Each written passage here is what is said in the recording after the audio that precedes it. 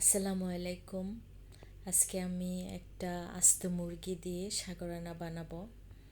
আমার ছোট মেয়েটা আবদার করলো, আম্মু আজকে আমার যেহেতু জন্মদিন, আমার জন্য একটা সাগরানা তৈরি করো। তো কী আর করা, বাচ্চার মনের আশা তো পূরণ করতেই হবে, আমি তো মা। আমি সব মশলা একসাথে রাখলাম। টক দই আমার নিজের হাতে তৈরি করা মশলা, সব মশলাগুলো দিচ্ছি। আগে রসুন, আদা বাটা, বাদাম বাটা, কাজু বাদাম, কিশমিশ বাটা সব কিছু আমি একসাথে আগে তৈরি করে নিচ্ছি। জিরা বাটা, লেবুর রস দিয়ে আগে আমি সবগুলো মশলা একসাথে করে নিচ্ছি। তারপর আমি লবণ দিলাম। সব মশলাগুলো আগে একসাথে করে নিচ্ছি, তারপর আমি মুরগিটার সঙ্গে মাখিয়ে নিব। মরিচের গুঁড়ো দিলাম, জিরের গুঁড়ো দিলাম, গরম মশলার গুঁড়ো দিলাম, টক দই দিলাম 2 চামচ। তারপর আমি মশলাগুলো একসাথে মাখিয়ে নেব। গরম মশলার গুঁড়ো দিলাম, গোলমরিচের গুঁড়ো দিয়ে আবার চিকেনটার মধ্যে আমি টমেটোর সস, আবার একটু ফুড কালারও দিলাম, যাতে কালারটা একটু সুন্দর আসে, দেখতে ভালো লাগে। কালার দিচ্ছি। এখন মশলাটাকে আমি হাত দিয়ে ভালো করে মেখে নিব। মেখে তারপর চিকেনটার পুরের ভিতরে আমি ঢুকিয়ে নেব। আস্তে আস্তে আমি চিকেনটা, তার পাশে আমি আবার একটা লেয়ার রানের পিস রেখেছি। আমার মেয়ে আবার খুব পছন্দ করে এই জিনিসগুলো। রান, লেয়ার মুরগির যে রানগুলো ওর খুব ভালো লাগে। এটার সঙ্গে এক পিস আবার এটাও রাখলাম।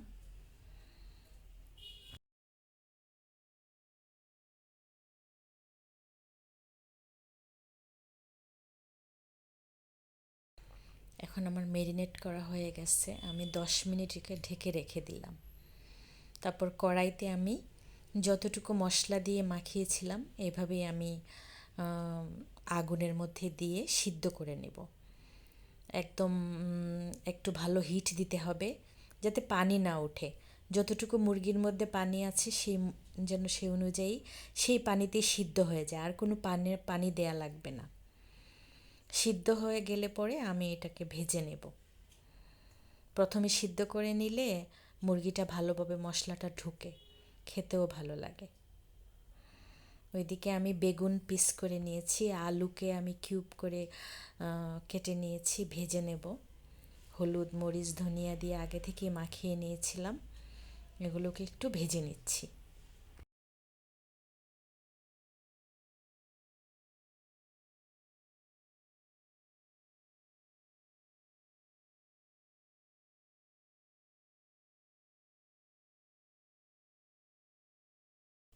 আমার এগুলো ভাজা হয়ে গেছে। আমি লো হিটে কম তেলের মধ্যে ভেজেছিলাম, যেহেতু গরম বেশি, কম তেল দিয়ে আমি চেষ্টা করেছি রান্না করার জন্য, কারণ বেশি তেল খেলে আবার বাচ্চাদের পেটের ক্ষতি করতে পারে।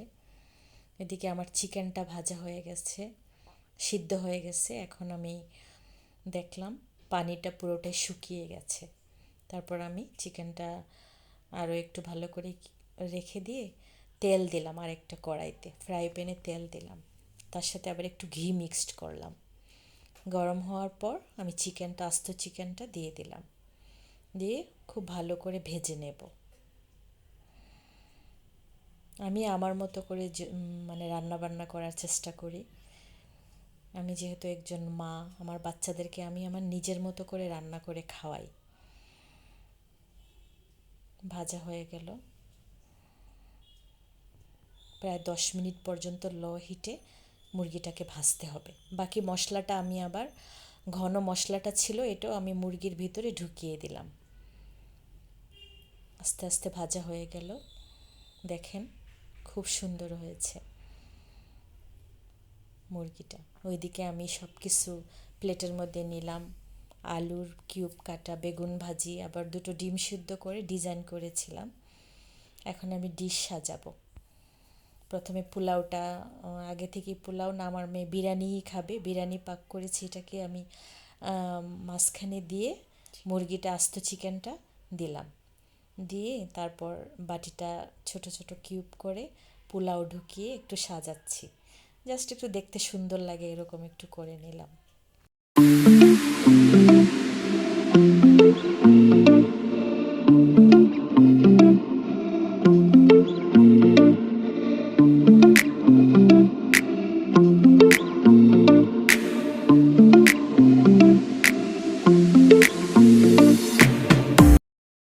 করে সাজিয়ে নিলাম। এখন আমার তৈরি হয়ে গেল, আমার বাচ্চাও খুশি, ওর পছন্দ মতো সাগর রান্না তৈরি করে ফেললাম।